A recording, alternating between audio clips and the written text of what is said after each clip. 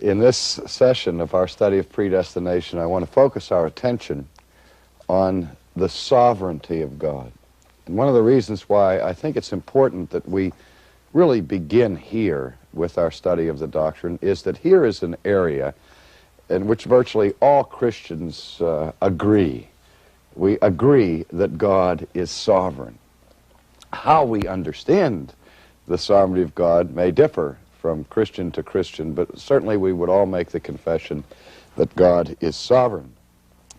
The third chapter of the Westminster Confession begins with these words: God from all eternity did, by the most wise and holy counsel of his own will, freely and immutably, that is, without possibility of changing it, God did freely and immutably ordain whatsoever comes to pass, semicolon. Let me take a breath there at the point of the semicolon. God from all eternity, according to his own holy and wise counsel, did freely and immutably ordain or foreordain whatsoever comes to pass. And I paused at that point in the seminary classroom and I said to my students, how many of you believe that statement? I have to understand this was a Presbyterian seminary, so these fellows were pretty well steeped in the Augustinian tradition, and I got like a 70% vote there that that large number believed it. And I said, okay, how many of you don't believe that statement? And 30 or so hands went in the air, and I said, fine. Now let me ask another question. I said, without fear of recriminations, nobody's going to jump all over you. We just would like to know. Feel free to state your position. How many of you would call yourselves atheists? And nobody put their hand up. And I went into my Lieutenant Columbo routine. There's just one thing here I can't understand. I said, and I looked at those 30 who had raised their hand, and I said, do you mind if I ask you a personal question? I said, I can't figure out why those of you who raised your hand saying you did not believe this statement didn't raise your hand when I asked if you were atheists. And they looked at me with a mixture of puzzlement, but the same kind of looks I'm seeing in your eyes here today. And I was saying, because if you don't believe this statement, you understand that fundamentally, bottom line, you're an atheist. And that was about the most outrageous thing they ever heard in their lives. And I said, well, let's understand that this statement that I've just read, that God has foreordained whatsoever comes to pass, is not a statement that is unique to Calvinism or to Presbyterianism. It doesn't distinguish the Reformed tradition from other traditions. It doesn't even distinguish Christians from Jews or from Muslims. This statement here distinguishes theists from atheists. And they were still puzzled as I continued this harangue. And I said, don't you see that if there's anything that happens in this world outside the foreordination of God, that if there's no sense in which God is ordaining whatsoever comes to pass, then at whatever point something happens outside the foreordination of God, it is therefore happening outside of the sovereignty of God. Because we understand that when we talk about God's ordaining things, there are different ways that God ordains things to come to pass. This doesn't necessarily mean that God jumps down into the planet and makes something happen through a direct and immediate personal involvement on his part. But the trick, I guess, in the statement has to do with the word ordain. All of that statement means is that God is sovereign over anything that happens. Anything that happens in this world cannot happen apart from divine sovereignty. We distinguish sometimes between God's efficacious will and his permissive will. You've heard those kinds of distinctions. But let me state it in the easiest of all possible terms. If something happens in this world by the power of men, by the power of nature, by the power of machines, God always has the power and authority to prevent it, at least, from happening. Does he not? And if he does not prevent it from happening, then that means at least this much, that he has chosen to let it happen. That doesn't mean he applauds it. That doesn't mean that he's in favor of it, insofar as that he gives his divine sanction to it, but he does allow, not in the sense of, again, approving all the time, but he does allow it to happen, and in so allowing, he is making a decision. And he is making it sovereignly. And he knows in advance what's going to happen, and if he decrees that it shall happen, he is retaining his sovereignty over it. Now, if things happen in this world outside the sovereignty of God, then that would simply mean that God is not sovereign. And the reason I brought up the question of atheism is, of course, if God is not sovereign, then God is not what? God. It's that simple. If God is not sovereign, God is not God. And if the God you believe in is not a sovereign God, then you really don't believe in God. You may have a theory of God, you may have theoretical theism, but bottom line, for all practical purposes, it's no different from atheism, because you're believing in a God who is not sovereign. Now, what are the practical implications of a non-sovereign God? Think of it now from the perspective of those of you who are professing Christians. I like to explain it this way. If there's one molecule in the universe running loose outside of the control of God's sovereignty, what I like to call the one maverick molecule, then the practical implications for us as Christians is that we have no guarantee whatsoever that any future promise that God has made to his people will come to pass. Remember when you were little kids and you learned a little rhyme for one of a nail, the shoe was lost, and one of the shoe, the horse was lost, one of the horse, the rider was lost, and one of the rider, the battle was lost, and one of the battle, the war was lost. One grain of sand in the kidney of Oliver Cromwell changed the whole course of Western civilization. Tiny little thing like that can change the course of history. A bullet into the head of John Kennedy changed the course of American history. Now, if we have one maverick molecule running loose out there, we have no assurance whatsoever that that single molecule may not be the grain of sand in the machinery of God's eternal plan. It may be that thing that runs amok and makes it impossible, ultimately, for Christ to return to this planet. It may be the thing that destroys any hope for the consummation of the kingdom of God, and leaving all of those promises of God unfulfilled. There are no maverick molecules in a universe where God is sovereign. Now, I need to continue what the Westminster Confession of Faith says. I remember I gave you a semicolon.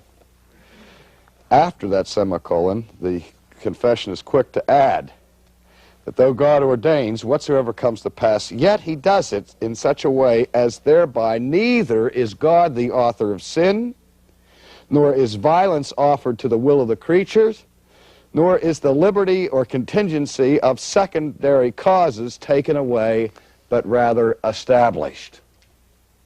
So we're not talking about a rigid determinism that eliminates free creatures, but we are affirming a sovereign God who is sovereign even over free creatures. That is the point that the confession is making. Now this brings us to the thorny problem that came up at least briefly in one of our discussion periods. If God is totally sovereign, and if people are fallen and some perish, how can God, who is sovereign, allow evil in the world? How can God allow people to perish? If God knows in advance, for example, that a certain person is going to be born and is going to live their life and perish everlastingly in hell, how could a good God let that happen?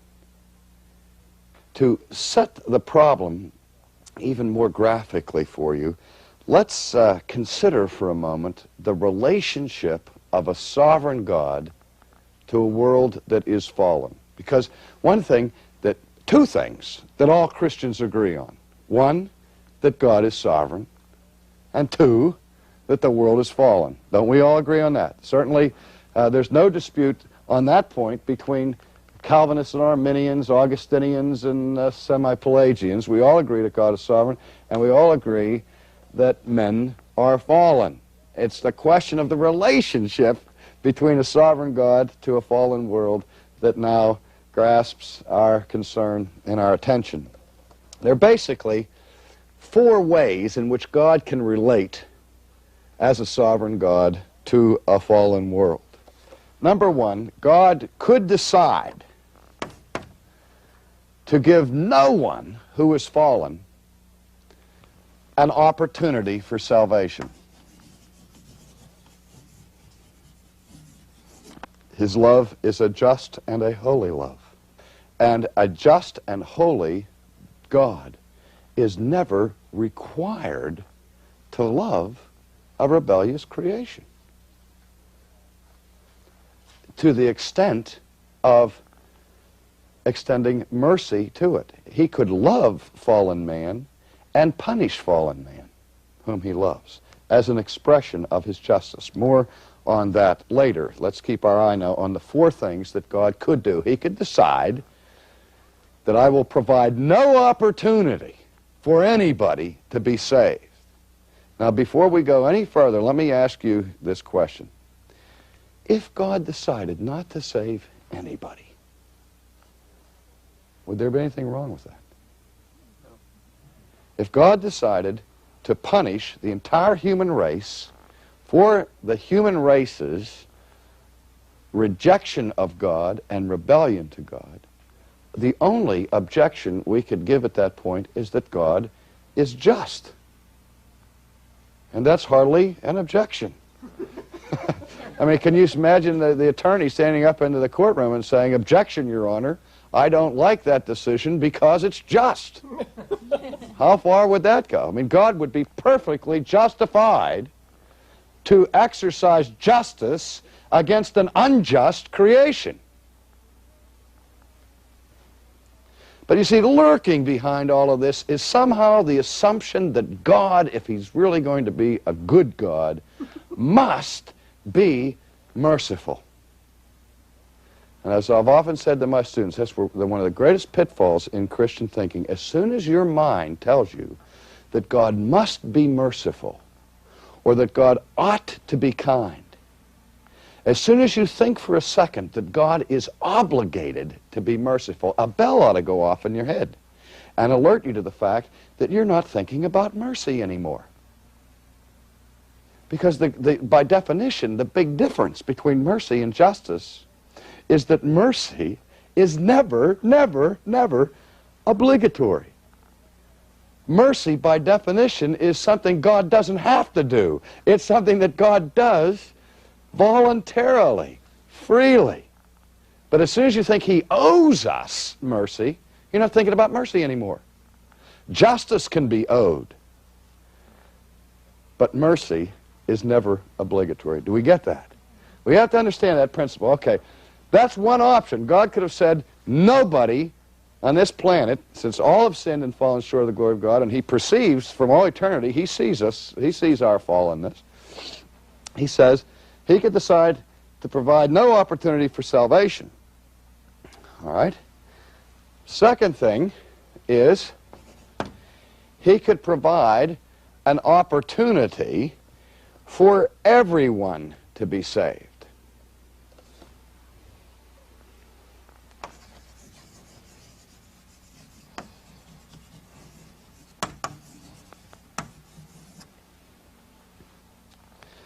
Actually, there's 6 things that we could do here, and I'm trying to shortcut this for the sake of time. And I'll just put in parentheses here, or he could create an opportunity for some people to be saved. But bottom line, God could give the world an opportunity for salvation.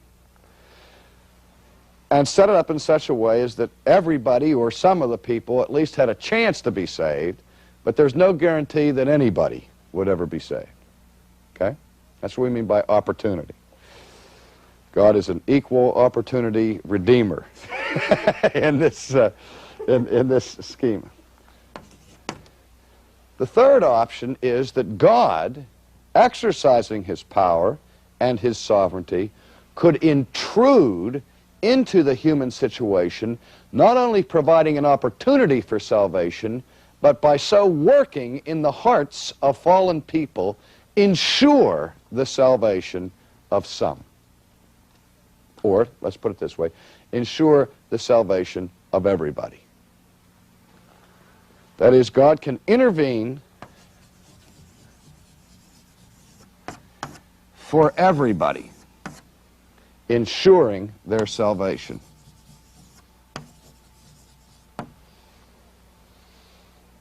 That is, in his sovereignty, he could so guide the steps of a person and so influence inwardly their hearts as to actually bring them to faith. Now, again, does God have the power to do that? Yes. Now, he could do that for some, or he could do that for everybody.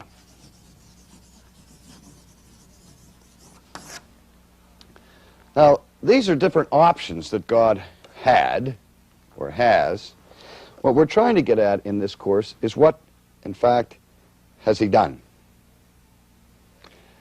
Now, does the Bible indicate that God has provided no opportunity for anybody to be saved? Now, we can eliminate that one as Christians, can't we? Right off the bat. There's no argument there. We all agree that this is not the biblical view, that God has made no provision whatsoever for salvation. Now, how about the idea that God intervenes in everybody's life and ensures the salvation of everyone? What do we call that view? Universalism. And there are Christians who believe in universalism. But the debate historically between semi-Pelagianism and Augustinianism is not a debate over universalism. Those two viewpoints both agree what? That only some people ultimately are saved. They are particularists rather than universalists. The Bible seems to teach, I think, clearly that there are those who are lost, ultimately lost, and at the last judgment will be lost. As our Lord indicates, some will be sent out into outer darkness forever, weeping and gnashing of teeth. So we believe that there are some people who will never be redeemed. So, this one has to be eliminated. So, what we're left with are these alternatives. Either God gives an opportunity for all or only some, or God does more than simply make an opportunity available. He actually comes in and intervenes and ensures that some people are saved. Now this is what we call, that should be some. God makes certain that some are saved.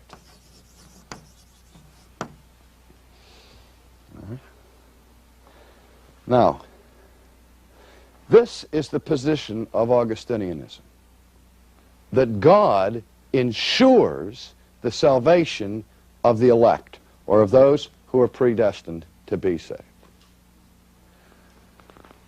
The non-Augustinian views fall under this category, one or the other, either that God makes it possible for everybody or some to be saved. Everybody has the opportunity, or some have the opportunity. Now, before we debate about which one is actually the case, let me ask this question. Could God ensure the salvation of everyone if he so decide? Does he have the sovereign power to do it? Now keep in mind that one of the most frequent objections to the Augustinian view of predestination is that God intervenes in the life of certain people and ensures their salvation, but he doesn't do it for everybody. Okay? And the objection from the non-Augustinian view is, hey, God, that's not fair. If you're going to do it for some, then you ought to do it, what? For everybody. But you see that the person over here has the same problem. If this person believes that God has the power to bring everybody to salvation, and he doesn't, really that argument falls on the head here, because all God does in that case is give the opportunity.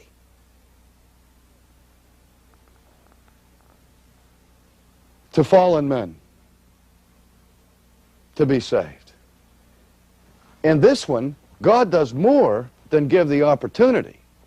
He assures that some people will be saved. In this schema, there's no assurance that anybody will be saved. In fact, as I think we will see later, it assures us, if we take seriously the biblical view of fallen man and his attitude towards God and towards God's grace, would assure, to my mind, at least, that nobody would be saved. And in other words, what I'm getting at is that one of the chief objections of the Reformed or Augustinian position is that it's not gracious enough. When in fact it's so much more gracious, because God doesn't just say, okay, here's the cross, choose it if you will, and leaves people to themselves. But God applies the work of Christ. The Holy Spirit works in people who are dead in sin and trespasses in order to bring them to faith and to ensure that the death of Christ is never in vain, that Christ will see the travail of his soul and be satisfied. The Scriptures speak of God giving people, God the Father giving people to God the Son.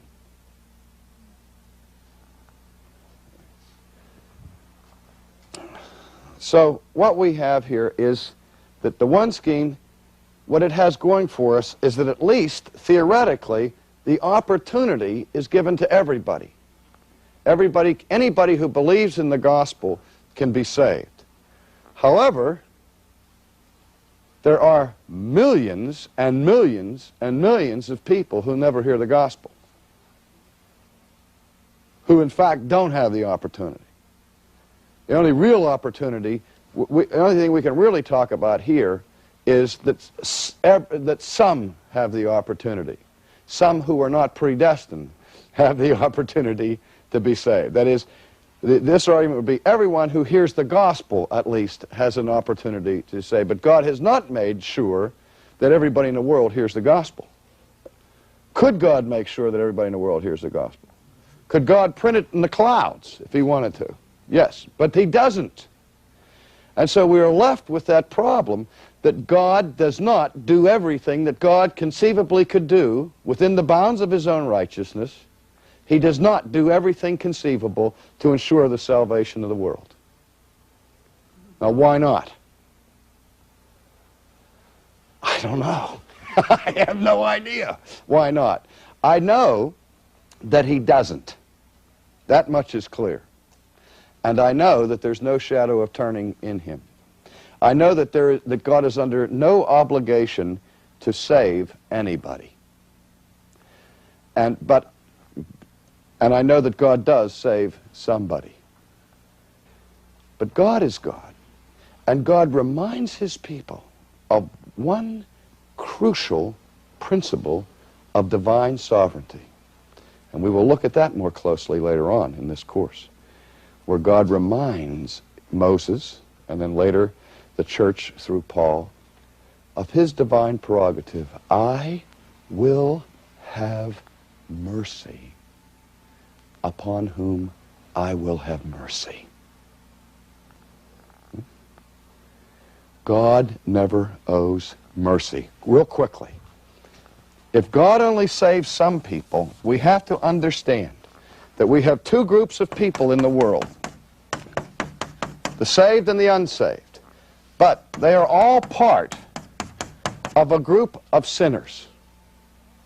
All are fallen, all are in rebellion against God.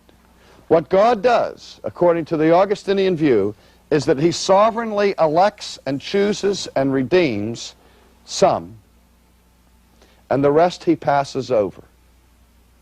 So that what you have in this schema is that one group gets mercy. What does this group get? Justice. Who gets injustice? Nobody gets injustice. Now, mercy is not justice. Mercy is non-justice. And injustice is non-justice. But injustice and mercy are not the same thing. They're both outside of the category of justice. Here's justice. And over here, we have non-justice. And non-justice is of two types, mercy and injustice. One form of non-justice is mercy. Is there anything sinful or wicked about mercy?